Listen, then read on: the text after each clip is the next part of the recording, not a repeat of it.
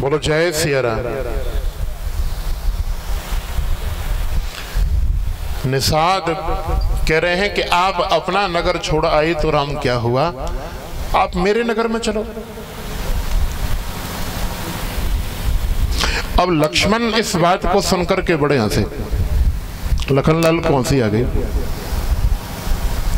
लक्ष्मण कहने लगे मनी मन कि देखो इस निषाद को राम जी ने गले क्या लगाया, ये अपने छोटे से 2-4 घर की बस्ती को नगर बता रहा है?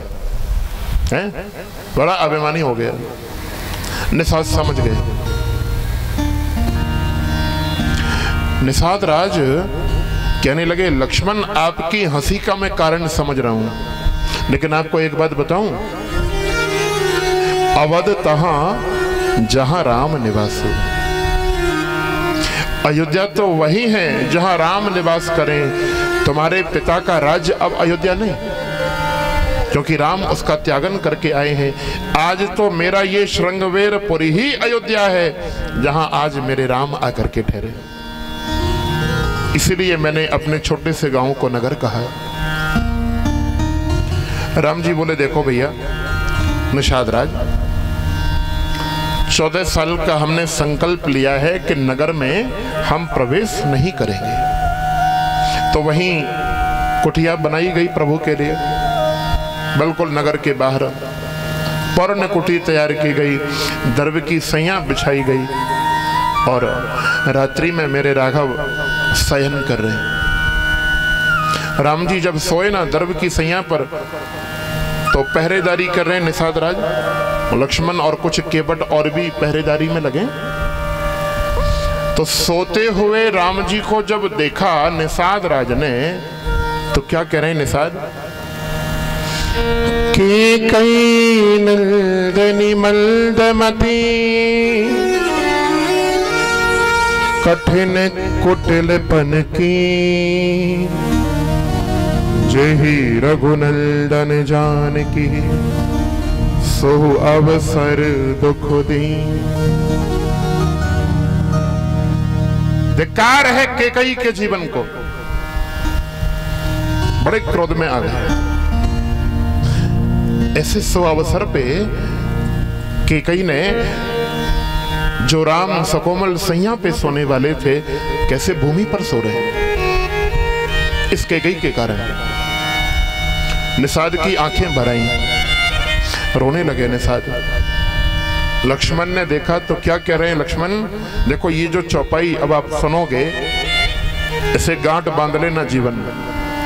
कोई भी कैसी भी परेशानी आए तो ये चौपाई याद कर लेना, सारी उलझन हृदय की खत्म हो जाएगी। क्या कह रहे हैं निषाद श्री लक्ष्मण जी, काहू न को सुख दुख कर दाता, काहू न को सुख दुख, कोई किसी को सुख दुख देने वाला नहीं। काहू न को सुख दुख कर दाता, काहू न को सभी का सुख दुख कर दाता, काहू न को सुख दुख कर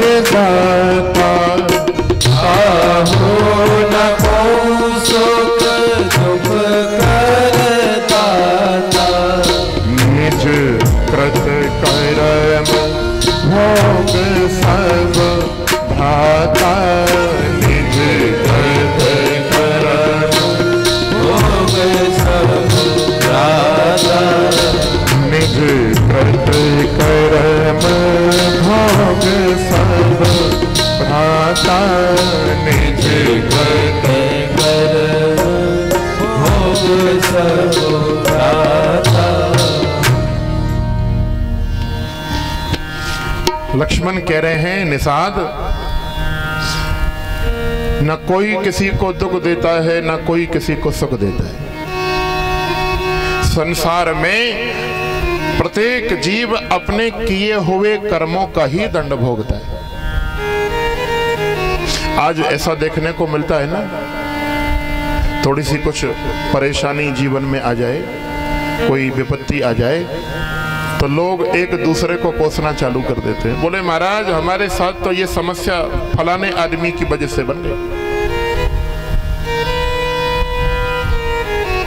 और जब कुछ और नहीं सूझता ना तो अपने दुख का ठीकरा भगवान के माथे फोड़ देते हैं। बोले सब भगवान की मर्जी है, भगवान नहीं किया। याद रखें भैया, भगवान तो कि आपके किए हुए कर्मों का ही फल आपको देते। आप लोग तो किसान हैं, आप बीज बो दो भूमि में बमूड़ का और पेड़ आए तो कहोगे आम क्यों नहीं निकले? आम निकलेंगे। अगर आम खाने हैं तो आम का ही बीज बोना पड़ेगा ना। उसी प्रकार हम जैसा कर्म करें बंधुओं वैसा ही फल भगवान की ओर से हमें प्राप्त होता है। कोई हमें संसार में ना सुख देता है ना दुख देता है, याद रखें। एक बात और दूसरी बात बताऊं, बड़े ध्यान से सुनना।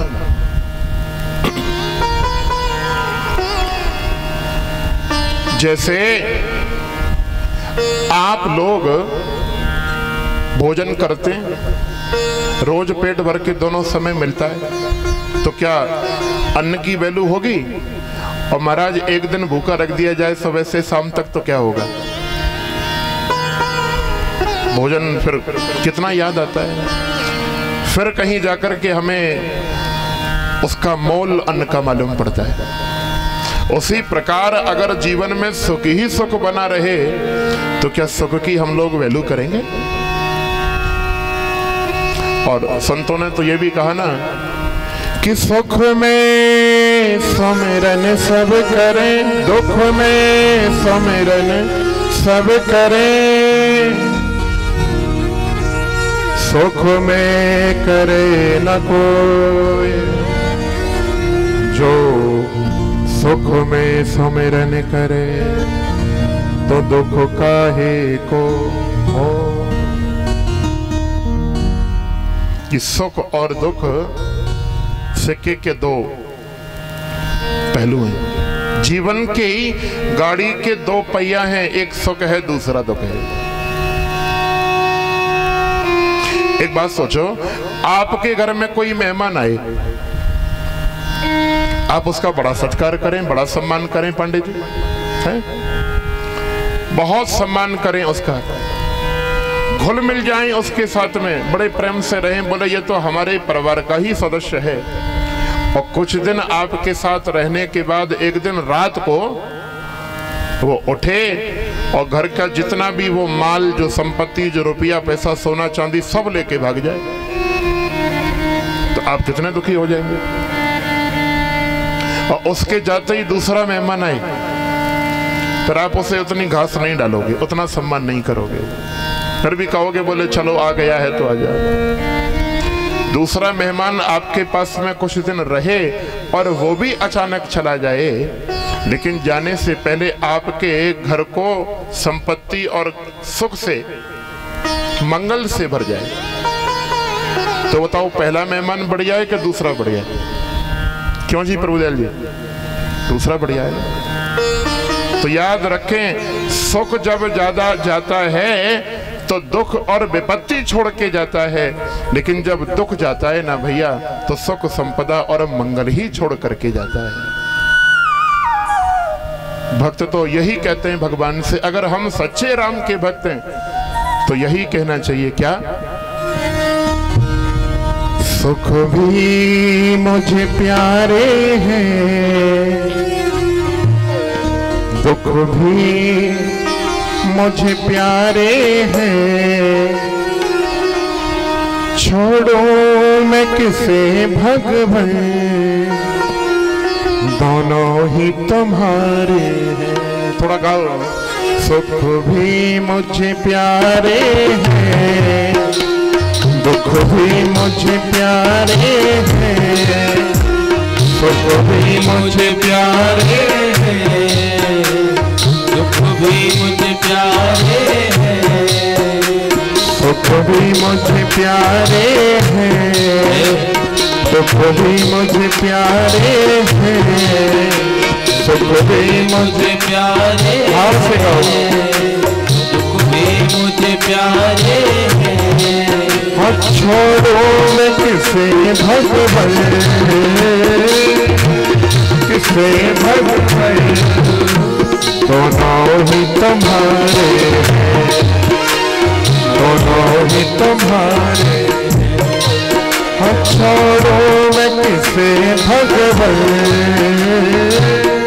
मैं किसे भगवन, छोड़ो मैं किसे भगवन, छोड़ो मैं किसे भगवन, क्योंकि दोनों ही तुम्हारे हैं, दोनों ही तुम्हारे। तो अपनी सेवा करके भाई से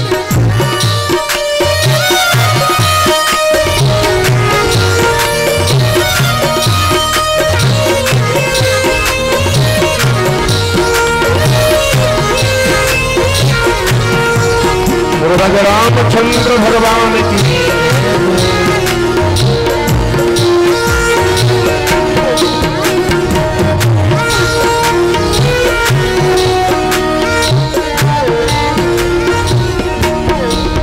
सुख भी मुझे प्यारे हैं, सुख भी मुझे प्यारे हैं, सुख भी मुझे प्यारे हैं, सभी गाए मुझे प्यारे हैं। छोड़ो मैं किसे भगवन, मैं किसे भगवन, दोनों ही तुम्हारे हैं, दोनों ही तुम्हारे हैं, दोनों ही तुम्हारे हैं, दोनों ही तुम्हारे हैं। सुख दुख ही तो दुनिया की गाड़ी को चलाते हैं, सुख दुख ही तो दुनिया की गाड़ी को चलाते हैं, सुख दुख ही तो दुनिया की गाड़ी को चलाते हैं, सुख दुख ही तो दुनिया की गाड़ी को चलाते हैं। सुख दुख ही हम सबको इंसान बनाते हैं, सुख दुख ही तो हम सबको इंसान बनाते हैं, सुख दुख ही तो हम सबको इंसान बनाते हैं, सुख दुख ही तो हम सबको इंसान बनाते हैं। संसार की नदियाँ के दोनों ही किनारे हैं, संसार की नदियाँ के दोनों ही किनारे हैं। छोड़ो मैं किसे भगवन, किसे भगवन, छोड़ो मैं किसे भगवन, मैं किसे भगवन, दोनों ही तुम्हारे हैं, दोनों ही तुम्हारे हैं।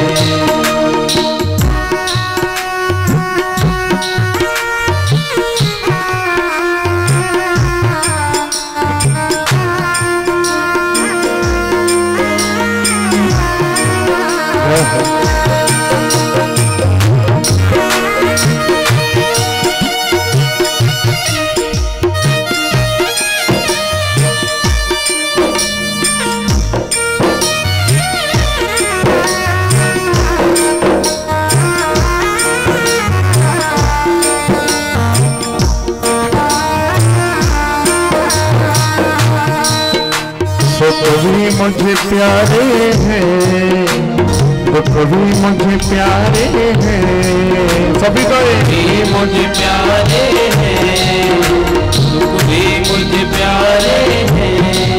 और छोड़ो मैं किसे भगवन,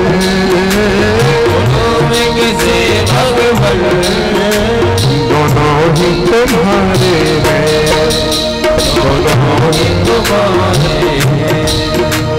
और देखो संसार के लोगों की क्या स्थिति है। दुख कोई नहीं चाहे, सुख को सब तरसे हैं। दुख कोई नहीं चाहे, सब दुख को ही तरसे हैं। दुख कोई नहीं चाहे, सब सुख को तरसते हैं। दुख कोई नहीं चाहे, सब सुख को तरसते हैं। दुख में सब रोते हैं, सुख में सब हंसते हैं। दुख में सब रोते हैं, सुख में सब हंसते हैं। दुख में सब रोते हैं, सुख में सब हंसते हैं। सुख में सब रोते हैं, सुख में सब हंसते हैं।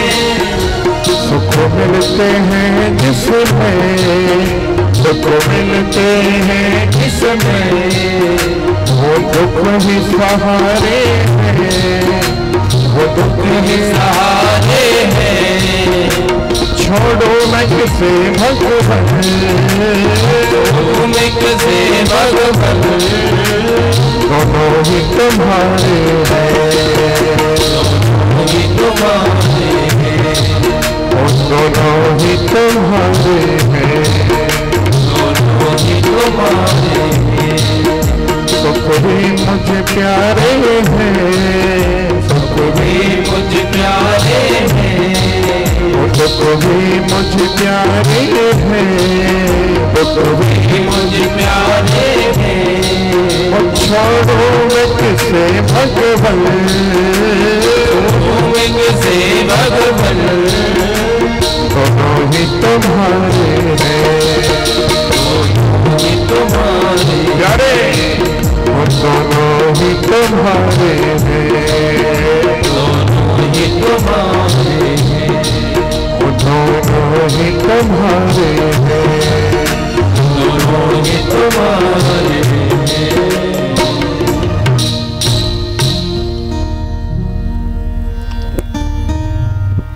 देखो भगवान से ना, राम जी से कभी कुछ मांगो तो ये मत मांगो कि भगवान हमें दुख मत देना, सुख ही सुख देना।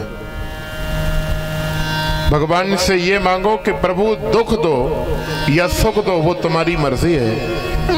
हाँ, इतनी शक्ति दो, इतना बल दो कि अगर दुख में रहें तो कभी दुखी ना हो, और सुख में रहें तो अभिमान से कभी फूले नहीं। ऐसी कृपा कर दो।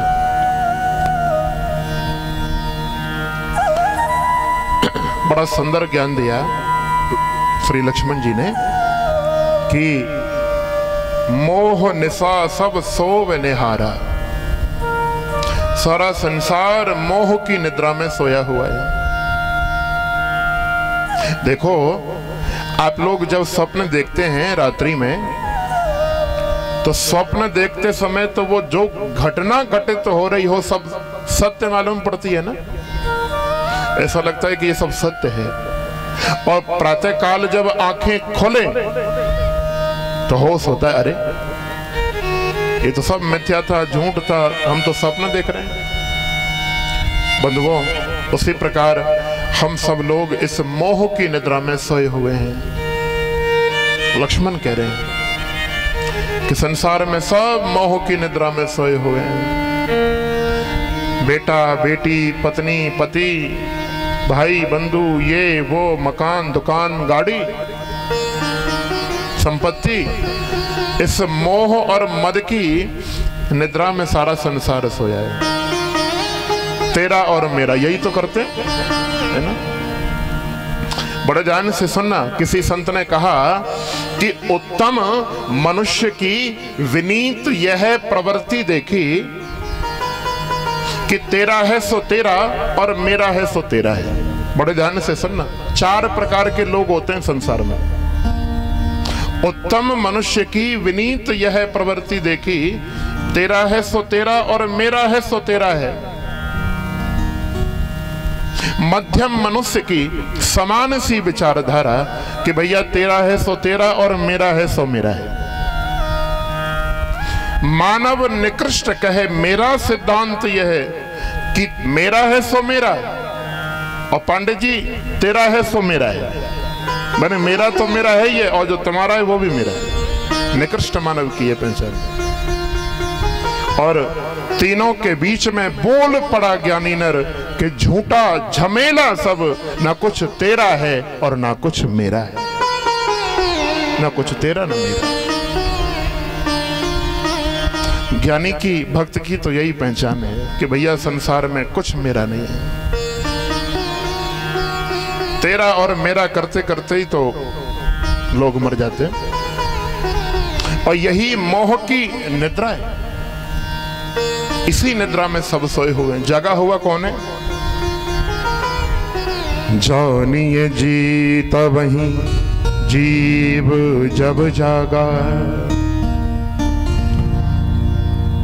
जब सब विषय विलास विरागा। जाना हुआ जागा हुआ तभी व्यक्ति को समझा जाएगा जब वो संसार से वैराग ले ले, माने मोह को त्याग दे, मैं और मेरे के चक्कर को छोड़ दे, वही जागा हुआ है। बाकी तो हम सब सोए। और जब निद्रा टूटेगी महाराज, जिस दिन मरेंगे उस दिन होश होगा, अरे हम तो व्यर्थ में ही संसार में फंसे रहे। बड़ा ज्ञान दिया है। अब प्रातःकाल हुआ, और प्रातःकाल होते ही भगवान ने बड़का दूध मंगा करके राघव ने, और जो सकोमल सकोमल केश थे पीछे उनको जटा बना लिया। लक्ष्मण ने भी देरी नहीं करी, तुरंत अपने बालों में भी वो बड़का दूध डाल करके जटा बालों को बनाया। सुमंत्र देख करके बड़े दुखी भाई, बार बार कह रहे हैं कि चलो राम, पिताजी ने कहा था कि केवल 3 दिन घुमा करके वापस ले आना। राम जी बोले, हे तात, आप ये चाहते हैं कि संसार में मैं ऐसे पुत्र के रूप में जाना जाऊं जो अपने पिता के वचन को नहीं निभा पाया, या ऐसी संतान के रूप में मैं जाना जाऊं कि राम अपने पिता के वचन को पूरा करने के लिए अयोध्या के सुख को ठोकर मार के वन में चला गया। आप क्या चाहते हैं? संसार में मेरा यश हो कि अपयश हो? बड़ा विस्तार से वार्तालाप हुआ। लखन से कहा कि भैया तुम तो कम से कम चलो। अब लखन तो राम जी के पक्के प्रेमी, अपने पिता को ही 2-4 कटु वचन कह दिए। गोस्वामी जी ने वो कटु वचन लिखे तो नहीं है, लेकिन तुलसी बाबा ने ये जरूर कहा कि लक्ष्मण सुमंत्र से बड़े कटु वचन बोले और कहा कि ये सब मेरे पिता से कह देना। जानकी से कहा सुमंत्र ने, बेटी अरे तुम ही चली चलो, तुम्हें देखेंगे तो दशरथ जी के प्राण रह जाएंगे। तो एक ही बात कही जानकी मैया ने कि तात, जैसे सूर्य के बिना रोशनी नहीं निकल सकती, और जैसे चंद्रमा के बिना चांदनी दिखाई नहीं दे सकती, बिना सूर्य के रोशनी का क्या काम और बिना चंद्रमा के चांदनी का क्या काम, वैसे ही तात राम के बिना इस जानकी का भी क्या काम। मैं तो राम की परछाई हूं, जहां मेरे राम जाएंगे मैं तो पीछे पीछे जाऊंगा। सुमंत्र खड़े और यहां से अब इस मानस का सबसे अटपटा प्रसंग प्रारंभ हो रहा है।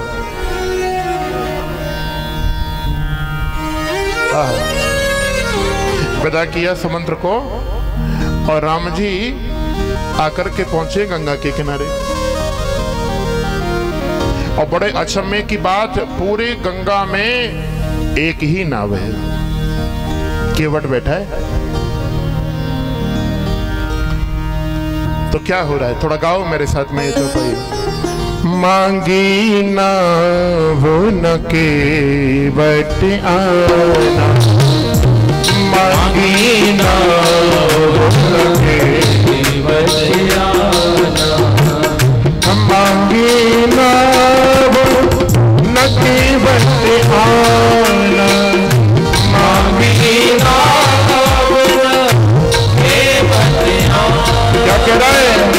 कहीं तुम्हारे परम में जाना, कहीं तुम्हारे परम में जाना।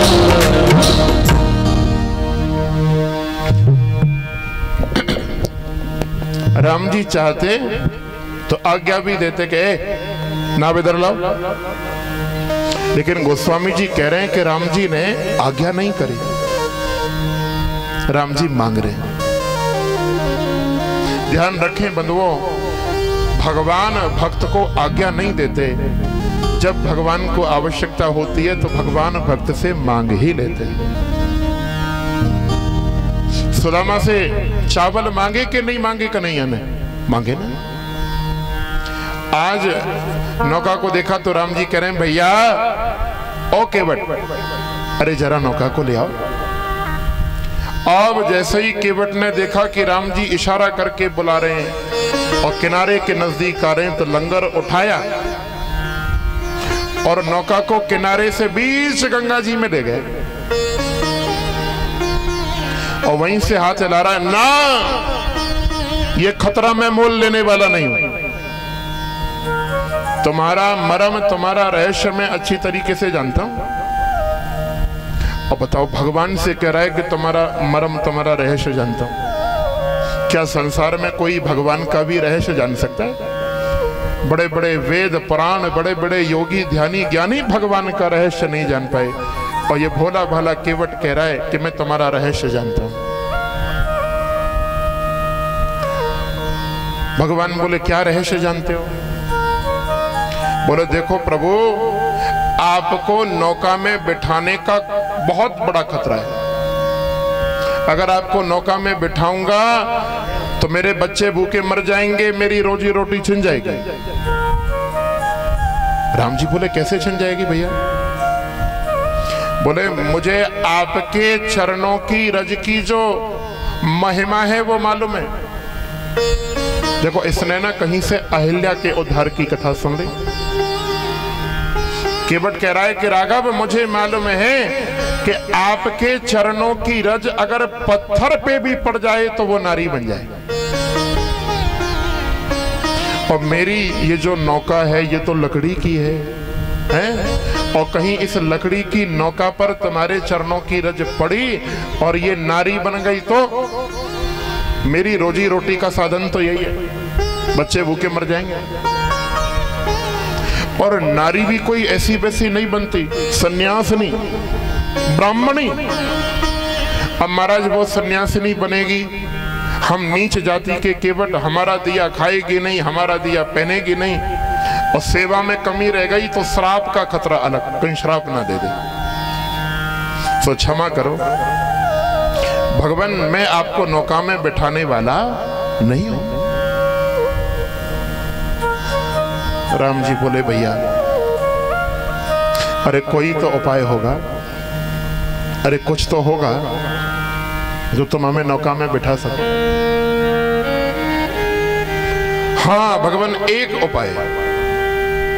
क्या उपाय? अपने हाथों से आपके चरणों को मल मल करके धो लूं, क्योंकि आपसे कोई खतरा नहीं है।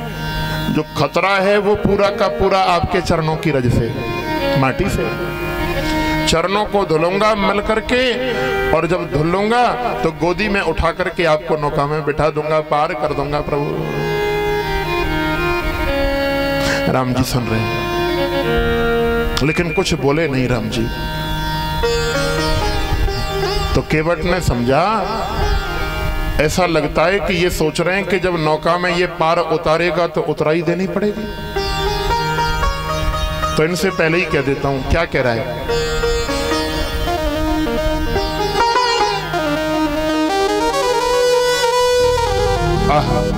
देखो क्या कह रहा है केवट, थोड़ा गाओ, ये छंद बड़ा प्यारा है। केवट राम जी से कह रहा है कि पद कमल धोए चढ़ाऊ नाथ, नाथ उतराई चढ़ा,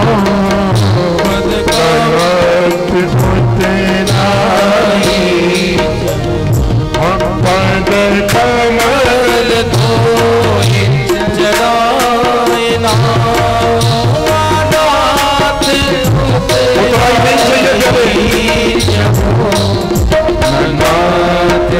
उतराई नहीं चाहिए मोहराम राम रे आन दशरथ सब सब साथी कहो, सब साथी कहो।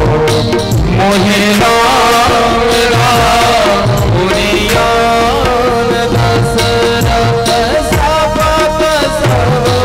साथी कहो, सब साथी कहो। गुरु तीर मारहि लखन के, जब लगी न पाए पखारे हो, जब तीर मारहो लखन पे, जब लगी न पाए पखारे हो, तब लगी न तुलसीदास नाथ, कृपाल पार उतारे हो, कृपाल पार उतारे हो, तब लगी न तुलसीदास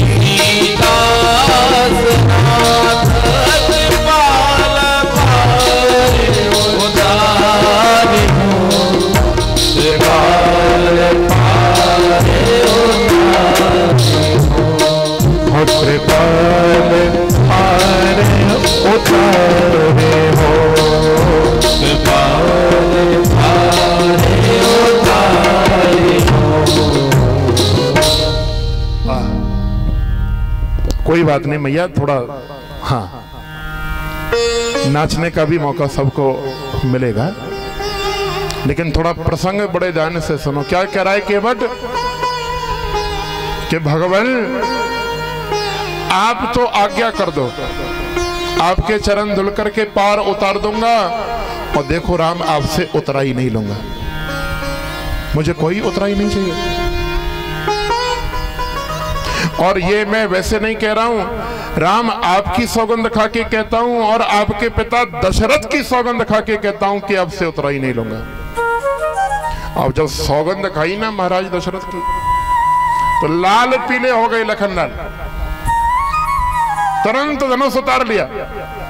मूर्ख भगवान, मेरे भैया मेरे राम ने तुझसे नौका क्या मांगी, तू हमारे पिताजी की सौगंध खा रहा है। रुक, अभी तुझे बताता हूं। बाण तान लिया धनुष पर, दोनों हाथ जोड़ करके मुस्कुराता हुआ बोला केवट के इससे बढ़िया बात क्या है। राम जी के सामने राम भक्त के हाथों गंगा में मौत मिले, सीधा बैकुंठ जाऊंगा तर जाऊंगा, महाराज मार दो, इससे बढ़िया कोई उपाय नहीं। और सुनो लखनलाल, मारोगे ना तो फिर जब तक मेरा अग्नि संस्कार नहीं हो जाता तो मैं रुकना ही पड़ेगा, मेरा अंतिम संस्कार करके जाना पड़ेगा। लखन जी बोले कि बड़ा गड़बड़ काम है, इसे मारूंगा तो फिर अग्नि संस्कार होगा, फिर ये होगा वो होगा। तुरंत अपने मान रख लिया और आंखों ही आंखों में लक्ष्मण जी को देख रहा है केवट। देखो पूर्व जन्म में ये केवट जो था ना, ये क्षीर सागर में कछुआ था। क्या था? कछुआ। भगवान श्री नारायण शेष सैया पे शयन करते और लक्ष्मी उनके चरण दबाया करते। तो ये कछुआ बार बार प्रयास करता कि कैसे भी नारायण के चरण मुझे मिल जाएं, नारायण के चरणों को एक बार छू लूं। बार बार जाता, कभी लक्ष्मी भगा दें, और एक बार तो शेष ने एक जोर से फन मारा तो कछुआ की मौत हो गई। वही कछुआ केवट बना है, वही शेष लखन बने हैं, वही लक्ष्मी सीता बनी है, और वही नारायण राम बने हैं। केवट आंखों ही आंखों में कह रहा है कि लक्ष्मण, पहले तो तुमने रोक दिया, लेकिन अब मुझे प्रभु के चरण पाने से तुम नहीं रोक पाओगे। आज तो मैं राम के चरण पाकर के ही रहूंगा, चाहे जो होगा। कैसा आनंद!